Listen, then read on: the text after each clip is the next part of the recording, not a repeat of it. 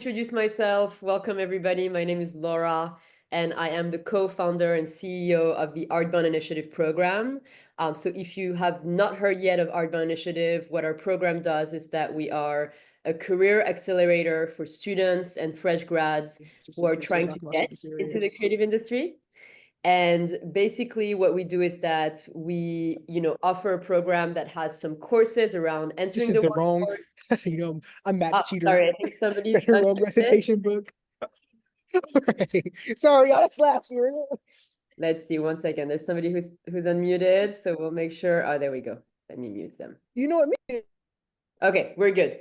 Yes, so just to come back to what I was saying, so our program, we offer courses, we offer also internship placements for our participants, networking opportunities, and really like a community of creatives. And so Michael here, who is with us, has been with the program, working with the program for many years now. I mean, at least 2 years, right? At this stage, Michael, right? Probably 2 years at this Yeah, oh point, my God, yes. time flies. It's crazy. So Michael has been an incredible coach for our program because as part of our program, we have a lot of industry professionals that come and talk to our participants and guide them. So, Michael has accepted to join us here to give a talk and like give us a little bit of an insider perspective about what's happening at Ralph Lauren and his also career and experience. So to tell you a little bit more about what's going to happen now.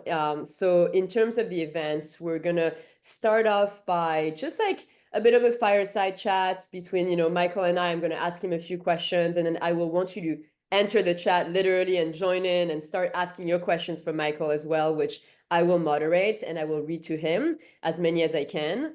We will also do a short program introduction for about 10 minutes at one point so that I can tell you a little bit more about what ArtBound Initiative is. And then we'll go back after that to, a Q&A. So this will be a very interactive session, hopefully. So about our speaker, Michael, thank you so much for coming in. So just to introduce Michael, so Michael Mann is a fashion designer from Brooklyn with 10 years of experience, currently working at Ralph Lauren, of course. Actually, Michael was born in Louisville and educated at SCAD, which is obviously an incredible school, specializing in menswear design while earning academic honors such as the CDFA Plus Award, along with features in emerging fashion designer publications and Vogue. As an agile worker, he has both worked and interned at Runway, wholesale licensee, and commercial companies like Thom Browne, Tommy Hilfiger, and most recently, Ralph Lauren. So, Michael, thank you so much for being here. Really appreciate you. Thanks for having me. Yes, yes. So maybe let me start by kicking off this conversation. Obviously, we want to hear a little bit more maybe about your journey. I think you've mentioned, we now all know that you went to SCAD, and then now that you're working at an incredible company like Ralph Lauren, like tell us a little bit, maybe in a couple minutes, the short version, a bit about your trajectory. Okay. So as you mentioned, I grew up in Louisville, Kentucky. I actually attended just a small liberal arts college in Kentucky for about 2.5 years. Wasn't really sure what I wanted to do with my career.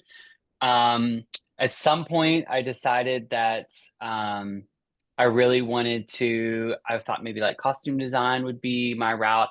And my parents were actually the ones that encouraged me to go into fashion. They'd always been like, you need to go into creative field. I was like, that's not a job, that's a hobby. What are you talking about? Like, so it's funny because it's like flipped for most people, I think. But anyway, ended up finding SCAD, which is where I studied fashion design with an emphasis in menswear.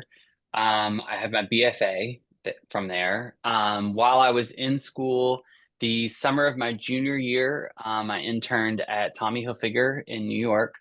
I got that position. It was through like a program that we had at SCAD, and then finished that up. Came back to SCAD for my senior year. During my senior year, we have like a long winter break. It's like a 2.5 month winter break or so. So I came back to New York, got an internship at Thom Browne, which obviously, as you guys know, is like completely different than Tommy Hilfiger, working in menswear. So went from like very commercial to a runway company.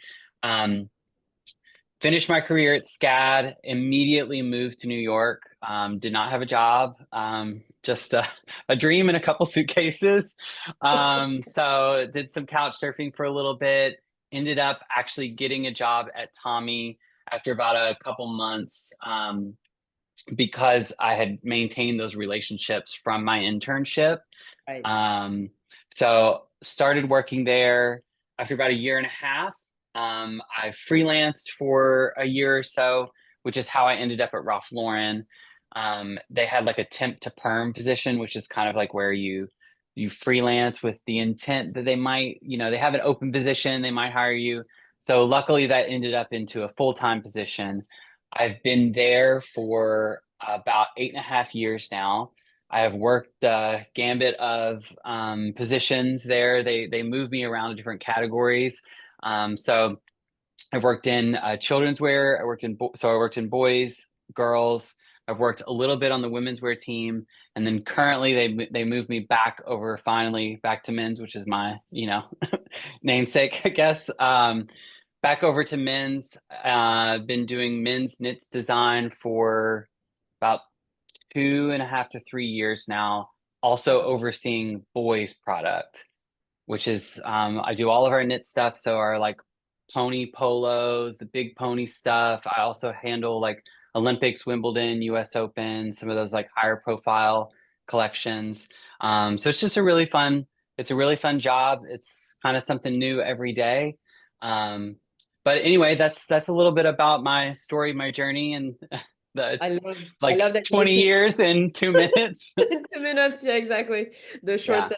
I love that you moved to New York City without a job, broke, like the real story, right? Like coming in Oh and my God, pizza for lunch. I could eat like in the cafeteria we had like a soup and bread special, which was like $3. And I did that every day. I know that sounds like so broke, but that's what I did every day, $3.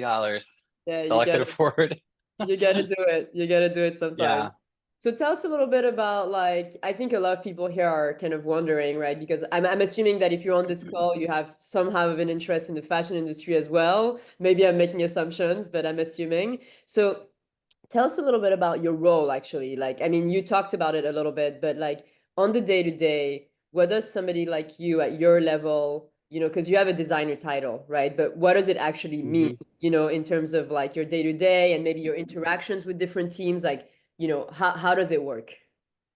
Okay, so essentially I'll start with like kind of a broader scope. So, as a fashion design hire, what my job is I take information from both our merchandising team, who build out line plans and tell us what the business needs are seasonally. And then I also use a toolbox that is created for me by a concept design team, which they also have their asks because they're also involved in the marketing. So they're thinking like, oh, what product do I need for our product shoots? Mm, So I'm kind of working between those two teams, and I'm kind of like the puzzle solver for all of that. So combining merchandising needs and concept and marketing sort of needs, as well as there is a little piece of my own perspective on design and trend forecasting that plays a lot into it. I do a lot of like competitor research. Competitor research, but it's really just more like what's out there in the market, what are people liking, what our customer archetypes are. So that's kind of a broad overview. Um, Daily, my day to day kind of differs depending on our design calendar. So there are certain periods of time within the calendar, like right now, which is for me the most fun part, which is the actual like design, sketching, um, coloring up all these different bodies, and then we'll present those to our concept team and our merch partners and just kind of like work through. I wouldn't say like work through getting approval, but that's like our collaborative sort of meetings. Um, Post that, I pivot over to my production team and my tech design team, and I'm handing those things off so that they can pass that off to our overseas partners. And then after that, we're receiving samples. So I'm reviewing those samples with the same merchandising and concept team, and then kind of closing out the calendar there for myself. So obviously there's still things going on after I have sent it and signed off for like basically what we would call like bulk approval. There's still things that are going on after that, which is more like the factories and production people. But as soon as that ends, I'm designing the next season. And actually, they usually kind of overlap. So, kind of broad scope, but then also just like day to day, it really just depends on kind of like where we are in that design calendar. Those design calendars are usually about like 3 months each because you have 4 seasons a year. So they're split up into about 3 months each. Right. That's pretty short, actually, when you think about it, right? It's like, I'm guessing that it must be a fast pace, right? Because you got to turn it around. It's short. It's actually shorter than 3 months. We normally have to churn it out within like a month and a half to 2 months because we really have to build a lot of time into that calendar for production handoffs and production approvals. Right. So I'm spending, it kind of fluctuates, but like basically, you have a certain period of time where you're designing, and then kind of a larger period of time where I'm actually like working through the product and getting it to our factories and getting it back, and that sort of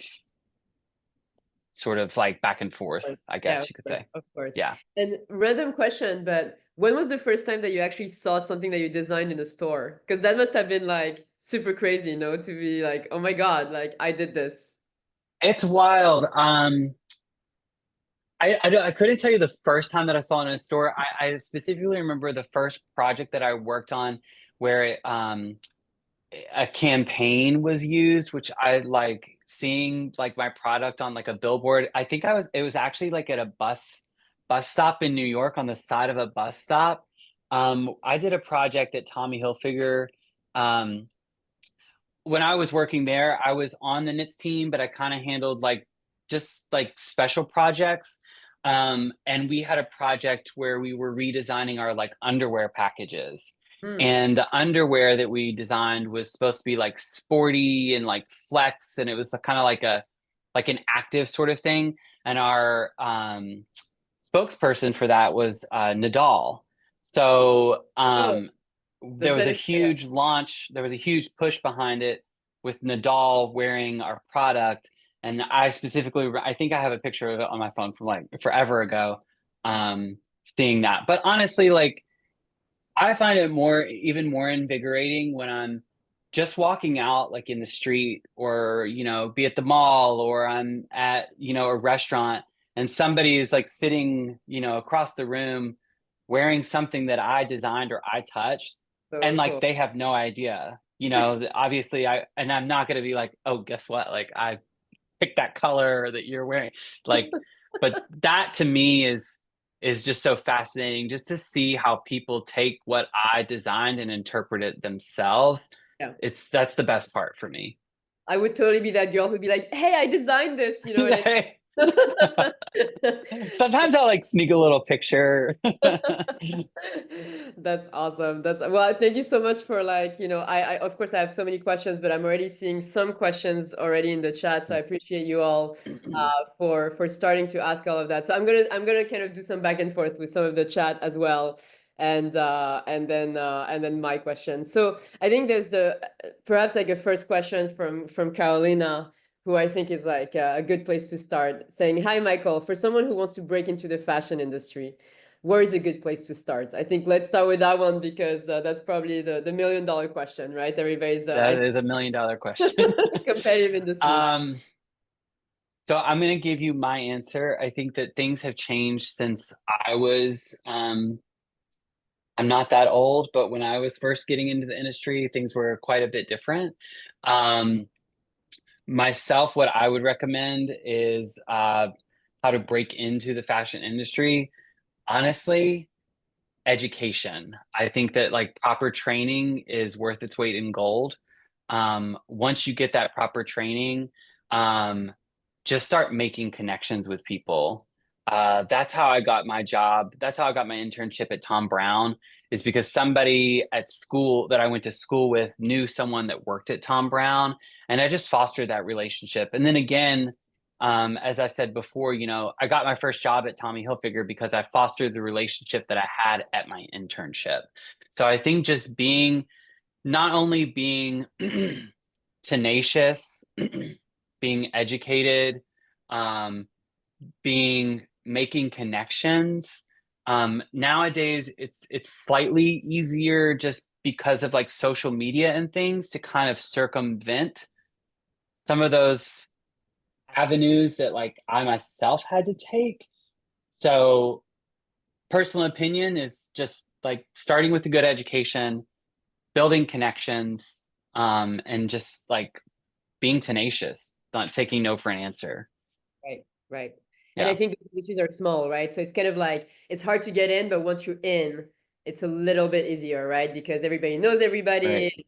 Like, I'm assuming it's people turning over from different companies to each, right? So I'm assuming that's a bit I the end case. up working with the same people all the time. Yeah. It's so funny.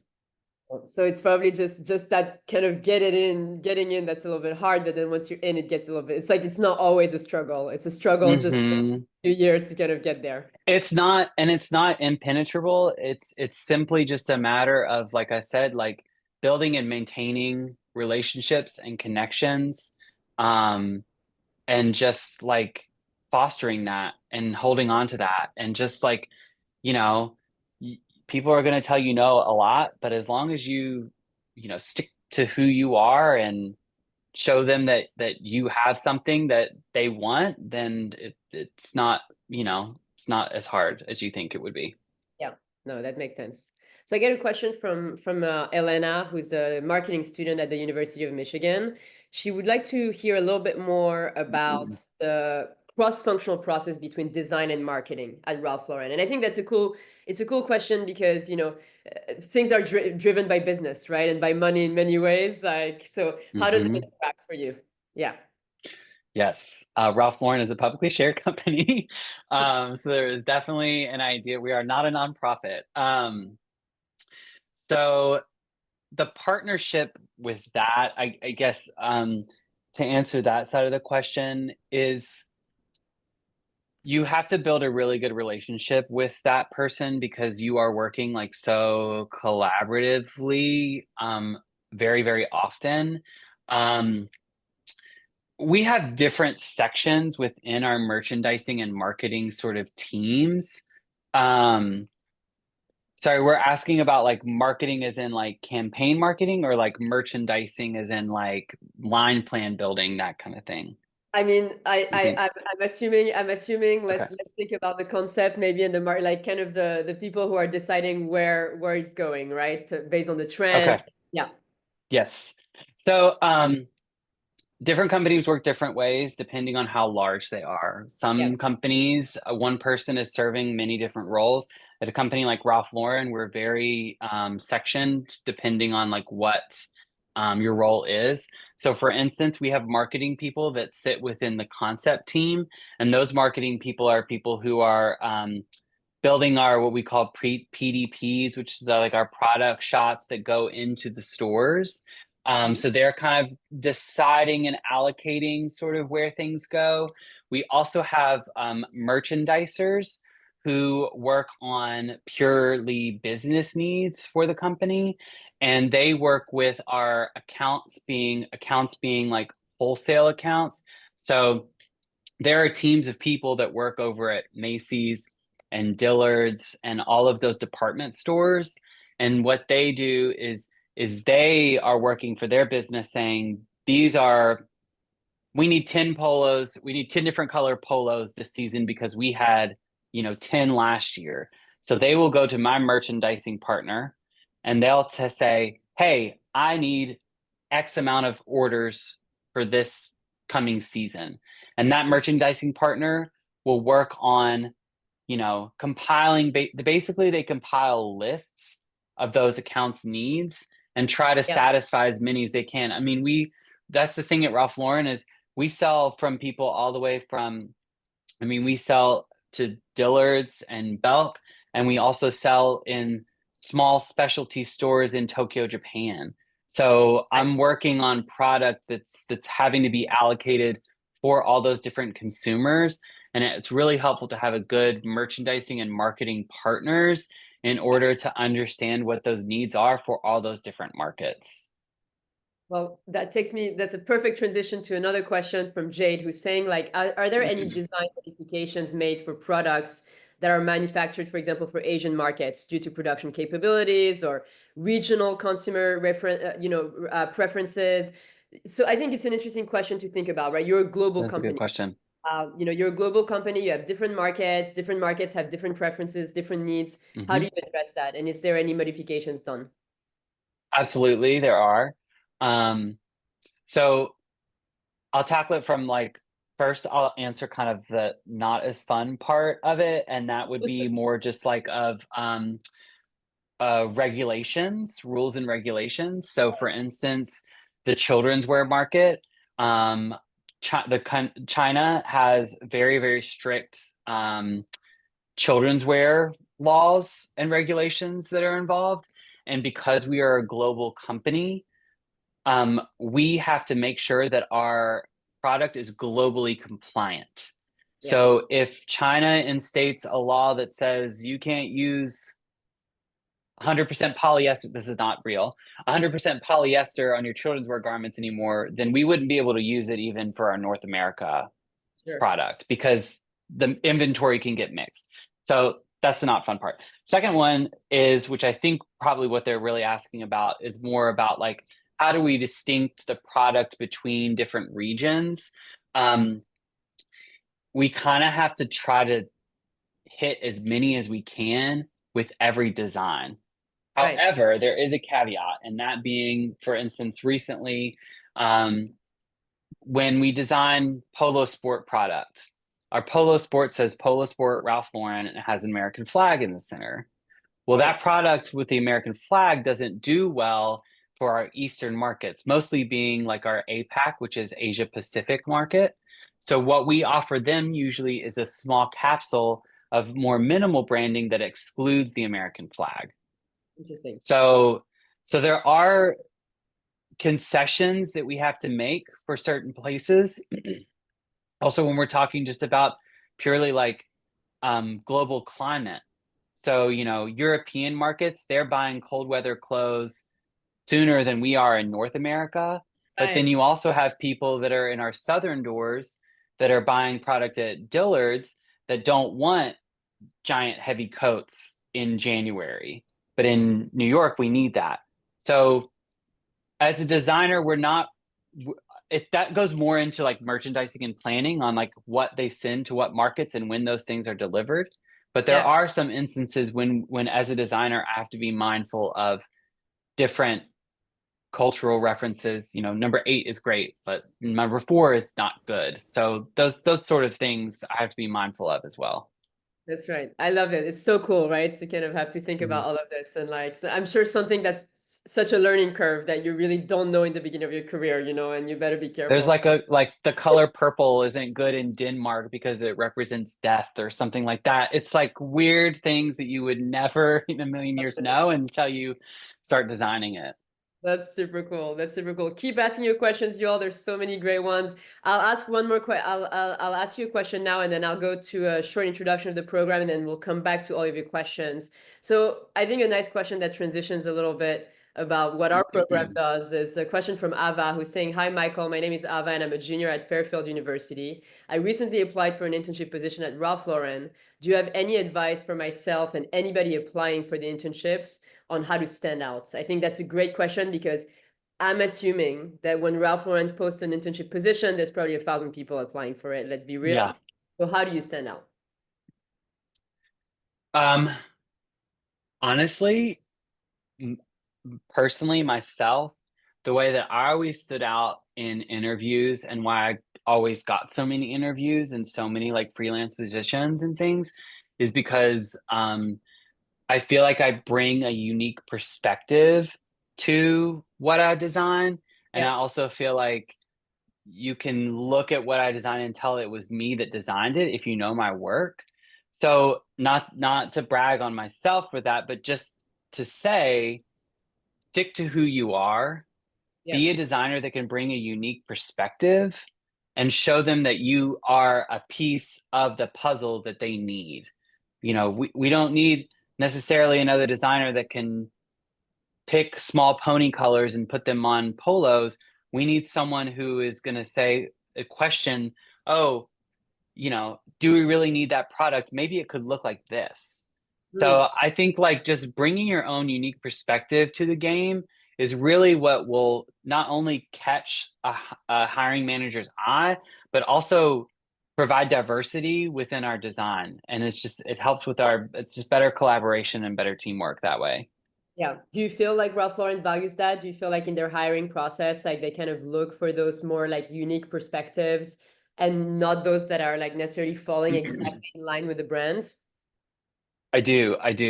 I think that there is definitely we so Ralph Lauren is a company that curates dreams is Yeah. kind of like what our mantra is.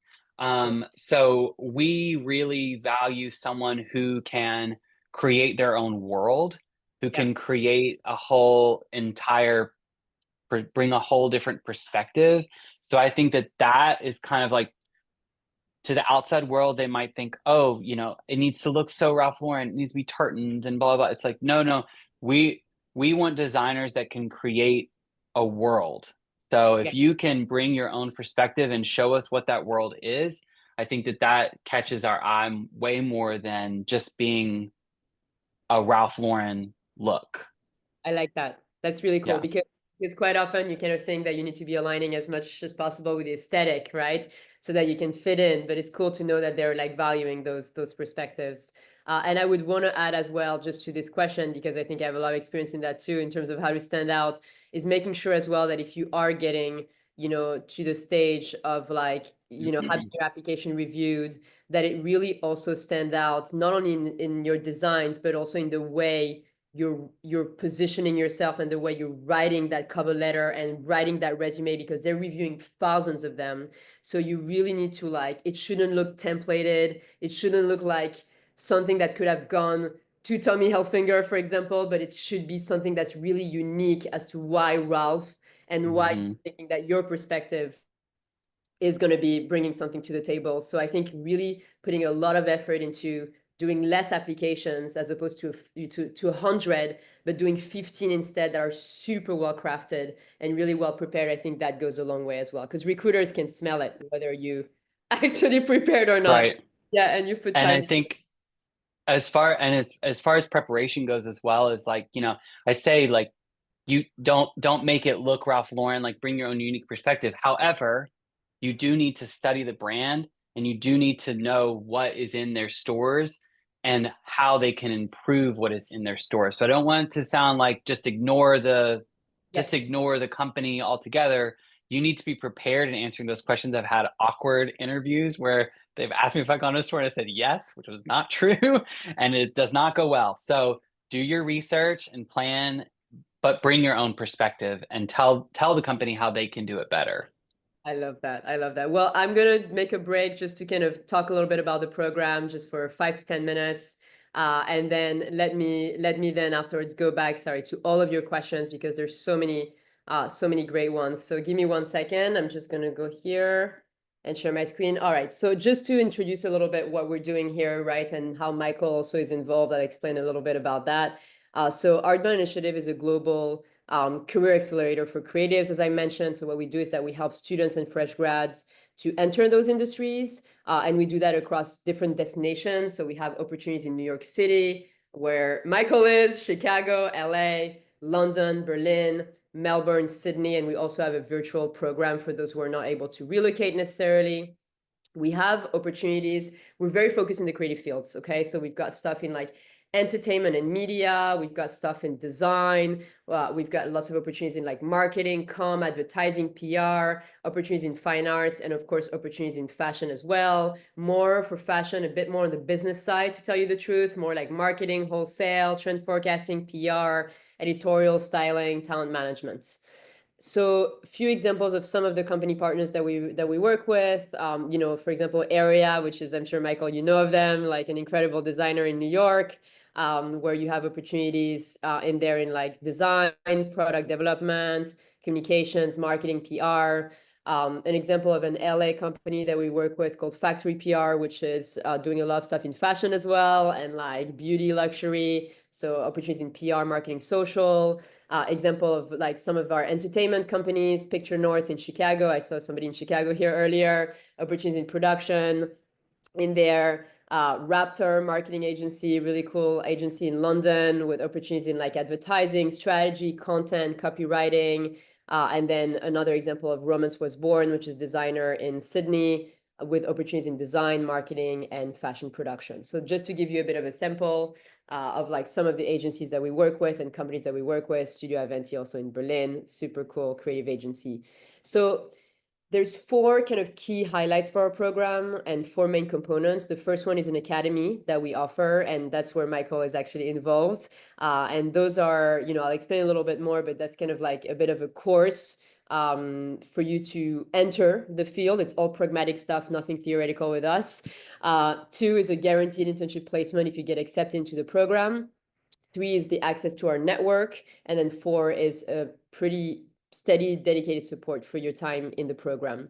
The Academy, what is it? Is that it's an online course that you're undertaking over the course of a few months with us that you can do on the side of your studies or if you're working. And there's 2 modules in there. The first module is how to prepare you for recruitment. So, learning how to interview and how to impress with like senior recruiters, getting personalized feedback on your resume on how to make it better by a resume writer, getting personalized portfolio feedback from an industry expert. For example, if you were a fashion designer, you'd get Michael's eyes on it to give you some, personalized feedback on how to improve it. And then really like a lot of things on how to teach you how to be the best candidate to stand out. And then module 2 is all about entering your career, how to basically prepare for your internship and excel, learning about challenges, about how to stand out. Also, when you're in the company, you're getting industry sessions as well with like experts such as Michael. For example, if you are in the fashion world, having a chance to kind of have more like smaller, intimate sessions with senior people in the field. And then you're also getting to learn about what to do after your internships in terms of finding jobs with a senior recruiter. So that's the academy part. Examples of some coaches. Michael is right there in the middle. Example of some of our coaches, depending on where you are, people from like Warner Brothers or MTV Paramount, if you're in entertainment, creative directors from Omnicom Group, which is basically like one of the largest advertising conglomerate. If you're in design or advertising, senior recruiters, Michael, if you're in fashion. So those are just a few examples of our coaches. The second part of the program is the guaranteed internship, if you get accepted, of course. So we have internships year-round, fall, spring, summer, and they're ranging from 3 to 6 months, basically. You can do them part-time, you can do them full-time, and they can be for credit if you're a student or for experience if you're not, if you've graduated already. The one thing we're transparent about is that we can guarantee paid opportunities. We would love to get there eventually, but we have a lot of different company partners and not all of them are able to offer paid opportunities. So that's the one thing to note. If you're getting to this program, you need to be aware of it. If it's a deal breaker, we totally get it. But if that's the case, it's not the right program. Something that's pretty cool for us to say and we're bragging about is that 60% of our participants are getting hired after their internships. So we're very proud of that. And yeah, we've had, we have about 300 partners across the world. Those are some examples of big names that we've worked with, Vice, Hypebeast, CBS, but we also work with a lot of boutique and really cool, like smaller firms, medium firms as well. In terms of the support that we offer, since we have international programs, let's say you're in the US, right? And you want to go to London or you want to go to Berlin or Australia and vice versa, we arrange all the logistics, okay? So it means that we're doing the visa for you, insurance, we help with housing, we meet you upon arrival for in-city orientation. Like we're kind of very hands-on on the travel because we know it's a hassle. I've actually relocated from Paris to New York back in the days and I can tell you it was not an easy thing. So I've been there. So, this is like our support to help you. And then whether you're doing local, international, virtual program, you will have program coordinators that will help you throughout the entire time, from like, the interview processing to your resumes, to all of this and to the visa, et cetera, et cetera. And then in each of the cities that we offer, you have also local coordinators who are going to organize events every month, make sure that you meet the crowd and the crew. And that takes me to the last point of the program, which is the network. And that to me is the long game, right? I mean, I think Michael, we're talking about fostering those relationships and the way that you got a job after, at Tommy Hilfiger, after doing your internship there because you cultivated people. For me, those industries are all about connections, let's be honest.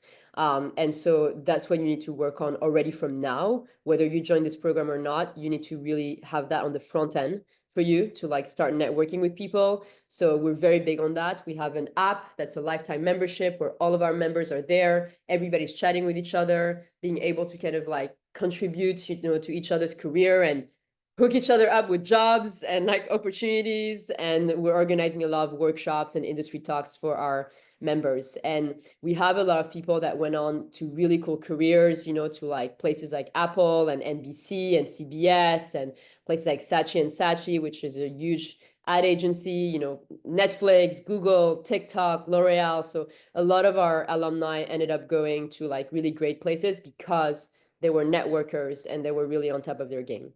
So to finish here, and I just want to kind of highlight that we're wrapping up our summer application. So if anybody is interested in a summer internship, you have about 10 days to put together an application because after that, we're no longer accepting any application for the summer. So if you wish to apply to the program, you will need to go on our website to submit an application form. You will then have an interview with our team and we will let you know whether you've been accepted into the program. So the final deadline for the summer internships is February 10. Your, end of day, basically 11:59 p.m. EST on New York time zone is basically the deadline. So I encourage you, if you're interested in the program, to check out our website. You will be able to read through all the internship types we offer. You will be able to also look through the tuitions. We have different tuitions based on whether you're doing something internationally, locally, how long the program is, and you can also read about our scholarship opportunities too on the website. So go check it out if you are interested. And then we also have an upcoming info session on Tuesday, February 4th at 8 p.m. where we just talk about the program. So if you all want to come and like ask further questions and talk to somebody, it won't be me, it will be our head of admissions who will do it, but she'll be able to answer any of your questions. And this is the link to our website, so we'll be able to put it on the chat. So that's a little bit more about the program. Michael, maybe like if you can tell us a little bit about in which capacity you've been working with us and like, maybe some of the, maybe just giving us a short insight, on like what you've been chatting with our participants. Yeah, so initially, which I still do, brought on to really help out with things like portfolio reviews. I also, as a part of that, just kind of like, encourage the students, chat with them, answer questions specifically about like the industry, similar to questions that we're answering today. Continually doing those, still. Also, these little like fireside chats, as we call them, which you're participating in now, so I don't even need to explain that one to you.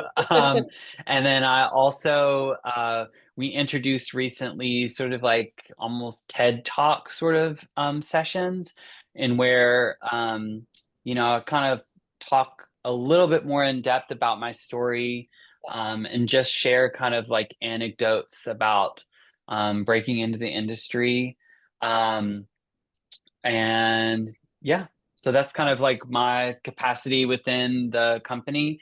Just popping in here and there anytime they need like industry advice or just somebody to come in and speak to you guys. We've been very thankful to have you, and like I like that our coaches are always very real and they'll tell you how it is, which is what we need to do. So there's so many great questions. So let me just kind of come back to some of them, right? I think that would be good because like there's and I'm seeing also people answering to each other, which I love. It's really cool. So I think there were I wanted to there was a question that I really wanted to spot here that I had seen. Sorry, let me just go through it. 1 second, sorry.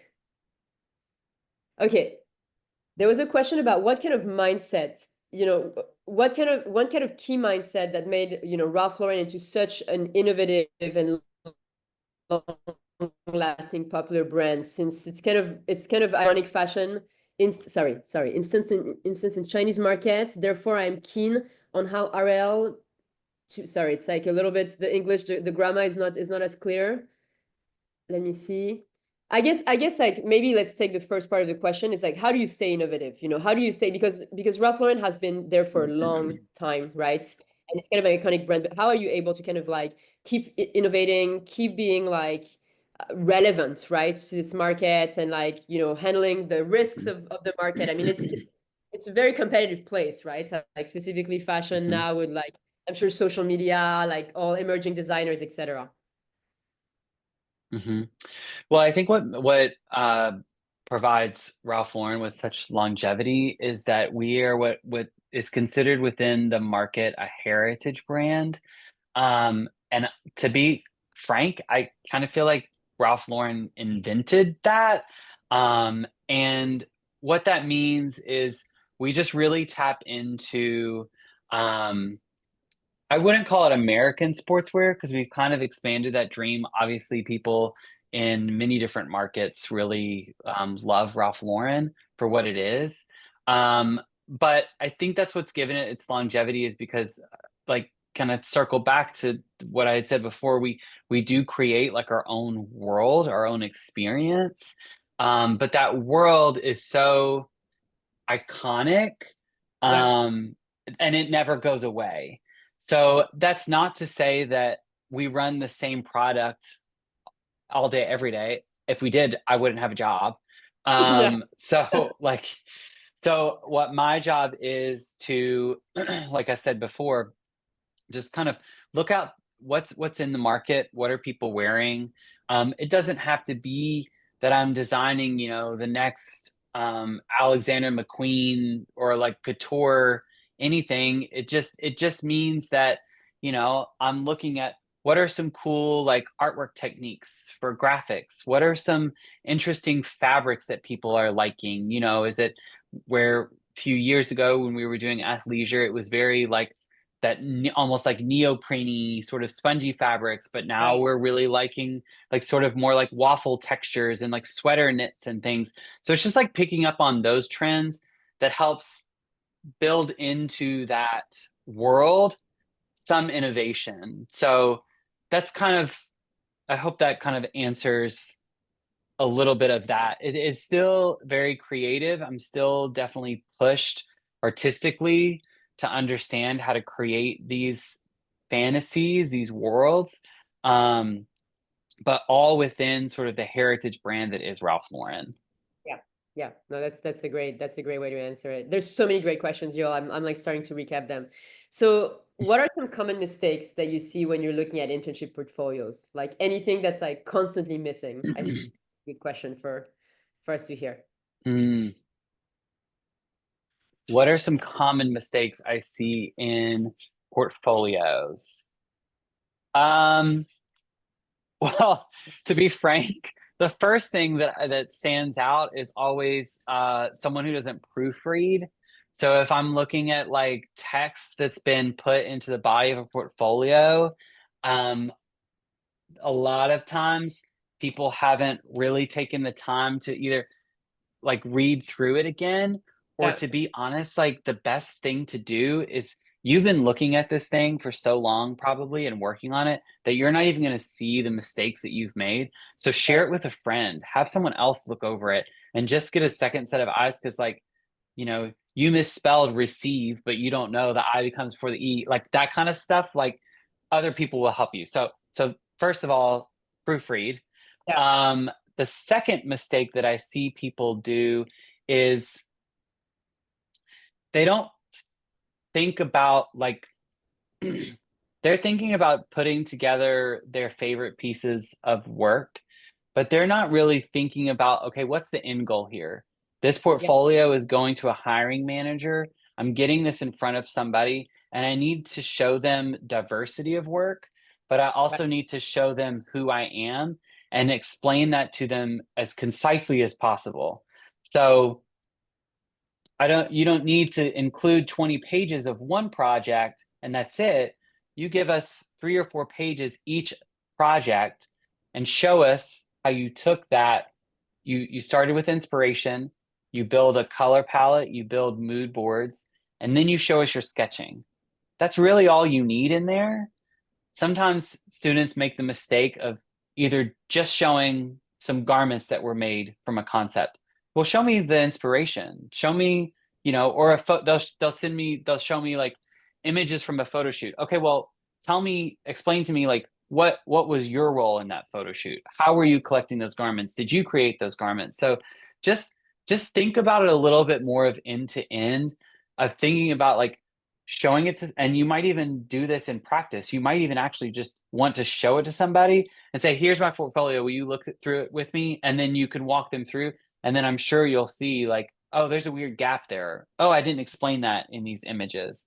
So just a couple things. A lot of it is just editing, really. Yeah, and storytelling, right? But in like a really short way, because people do not read and do not have time to like really look, they need to understand it right away. They have like 10 seconds to look at it, or 1 minute maximum, right? So yeah, that makes sense. That makes sense. Thanks for the tips. There's an interesting question. What's the story behind the man on the horse, as well as the American flag on many pieces? Is this like a hidden secret? I'm like over here on Wikipedia right now. I don't know. You have to know. If you don't know, it's all good. No, I can give you the gist of it. So Ralph Lauren, he started as a company. He started selling neckties out of the Empire State Building. He had a drawer of neckties that he sold, and it took off. I think it was because he was cutting them like wider than other people were. He was kind of like tapping into like what people were wanting then. And then from there, his business kind of took off. And then to be honest, like I think that the polo player, there's not like a story of the man that's on the horse. And sorry if I'm demystifying anything for you guys. But the polo player like was just, yeah, no, it's not that. It's just that the polo player was a symbol of just like that aspirational sort of sportsman. So he tapped into that, and that's why he used the polo player. And the American flag is just because he's very focused on American sportswear and Americana. So that's why we include it in a lot of our designs as well, because we're an American-based brand. makes sense. Yep. He's asking about what's your favorite brand apart from Ralph Lauren? That's such a hard question. Okay, so I'll give a few of my top like designers, and then personally I can give you like a couple of my brands. So just in general, I've always been inspired by designers like Vivienne Westwood, Terry Mugler. Those are people who created kind of their own worlds. We love obviously Alexander McQueen, like you can't go wrong with those guys. So those would be a few of my favorite, most inspiring people. I mean, contemporarily, I would say like Jacques Mou's really good. Daniel Roseberry, who is now head of Schiaparelli Couture. I actually worked with him when I was at Tom Brown. He was our creative director. Yeah, so he wouldn't like recognize me on the street, but yeah, I did work with him. So I'm like thoroughly inspired by him. So those are like my favorite designers. Personally, favorite like stores. Honestly, I shop a lot of vintage. I also buy a lot of Ralph Lauren because I get a good discount. Yes. I actually just came back from a trip in Paris, and I discovered there this brand called Le Mont Saint Michel, Saint-Michel. which is like French workwear. Obsessed. I bought way too many things there. So there you go. Uniqlo is also great. High and low. Very nice, very nice. I love that. Love all the brands that you mentioned. So I'm definitely there with you. So there's a question about what type of internships at Ralph Lauren or just in fashion in general would be best for someone who's interested in like brand design and marketing. Do you have any advice on that for, because it's interesting, right? You're working as a designer really across merchandising and concept and marketing. So what would those internships, could be? Right. So I would start off by saying, as you're interning, at least for me, when I was interning and freelancing, I tried to experience as many sides of the industry as I could. I tried to work in different fields just to see how different companies worked. Um, when you're interning, you're not buying a house. Like you literally like are just getting there to get experience, to build connections, and you're learning about how the fashion industry works. You're really going to be working in different sort of categories than you may not end up in, and that's totally fine. You're just there to experience as much as you can. So I wouldn't don't get too hung up on it has to be this role. It has to be like, just build those connections while you're there.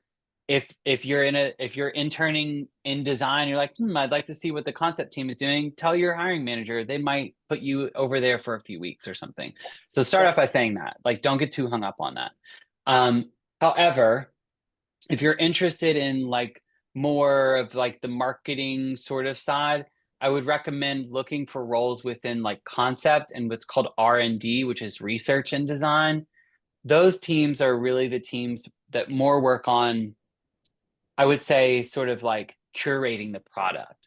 They're not necessarily designing the product, but they're creating the mood boards and the concepts for each season.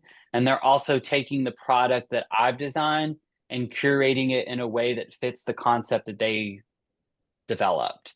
Right. So concept R&D is good, marketing is good, but again, just get out there, just experience as much as you can while you're fresh and you're young and you have the ability to be agile.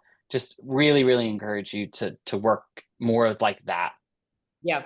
And I think that's a great advice, right? Because a lot of people, like a lot of students and fresh grads are like are so hang up on like the idea of the perfect internship, thinking that it's going to be so definitive. But like the truth is like you're building up from there. And even if you're like lining something up, if you weren't able to get that design internship, see if there's other departments that you can get in, and then you're knowing the right people, and then you can shift. It's easier to shift once you're in, right? So Absolutely. Absolutely.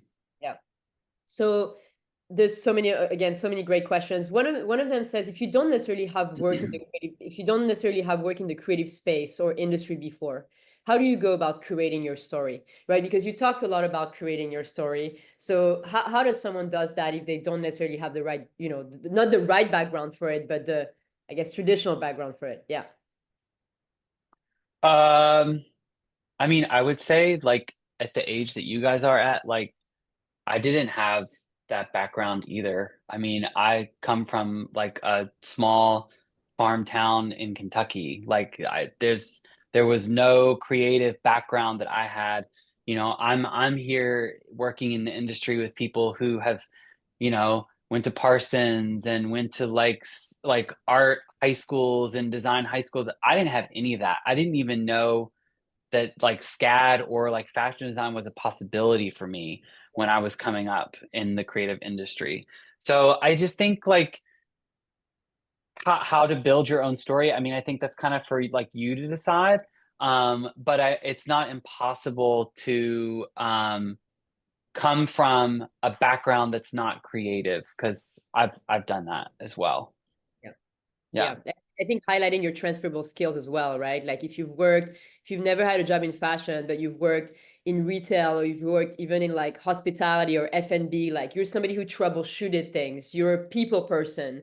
So really focusing on like, what can I resell that is going to be something that's going to be useful for that industry, I would say as well, right? It's like Exactly. figuring out Right. the commonalities that you can find. Yep. So let me ask, I'll see if I can ask two more questions, but let me start with one, because we have 3 minutes left.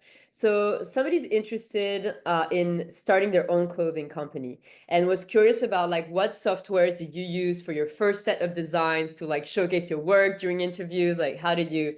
And I'm sure it must have been different back then. Not to say you're old, not to call you old, not to call you old, but I'm just saying like maybe like the design softwares might have been a bit different. I don't know. They aren't that different, actually. Yeah, I mean, the design softwares that I use is the Adobe suite. That's like the tried and true. Like if you are trying to get into the industry, you need to know how to use Illustrator. You need to know how to use Photoshop. It would be helpful if you knew how About to what? use like The even like if internship. you What about the use like internship for Ralph InDesign. Lauren? Sorry, one What second. about the internship for Ralph Lauren? Sorry, all good. Somebody got unmuted by accident. I would Yeah, recommend just put your clothes away because you dogs. yeah. Sorry about that. Definitely learn how to use Illustrator, learn how to use Photoshop. That's the same software that you would be using today. InDesign would definitely help you if you're building portfolio pages, as well as like Adobe Acrobat. So that's not that different than it is today. Yeah, perfect, Yep. perfect. Well, Michael, I want to be mindful because we're at the hour almost, and you know, I want to wrap things up. I can't believe we're still 120 on this call. Little side note for UNC students, because I see that they're asking us about the QR code. We just sent it. If it's not working, please contact UNC directly. We're not we're not UNC on our end, so we're leaving some email addresses here for you to contact them if you need. Thank you all so much for being so just engaged throughout the session. I'm sorry that I wasn't able to get to all the questions. I did my best to kind of find some commonalities in some of the questions, but you know, this has been great. We'll do it again, of course. So, you know, feel free to join. If you're here already, you're doing the right thing. You're probably a step ahead of a lot of other people who are not taking the time to join those types of events. So I have zero worries about you all. I think you're all going to go very far. And Michael, thank you so much for like just being yourself and real and giving us, No you know, problem. advice and like just you know, being generous with your knowledge. It's really impactful, I think, for a lot of people, including me. No problem. It's my pleasure to help foster the next generation of fashion designers. So hopefully I will see some of you guys in the industry soon. Absolutely, absolutely. Thank you all, everybody. Thanks so much. Have All a right. good day. Good Thank night. you. Bye, Bye, everyone. everyone. See you all. Yeah. Bye.